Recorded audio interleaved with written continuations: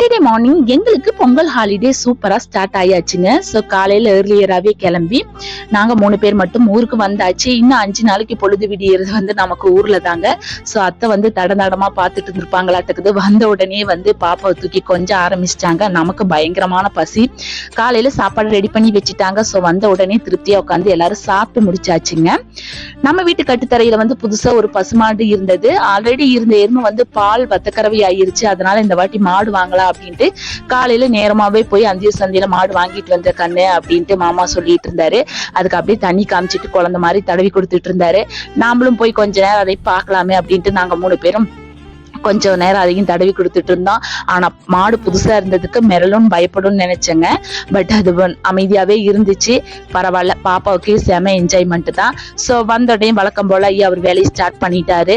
இன்னும் 5 நாளைக்கு 2 பேர்த்தையும் கையிலேயே பிடிக்க முடியாதுன்னா பாத்துக்கோங்களேன்.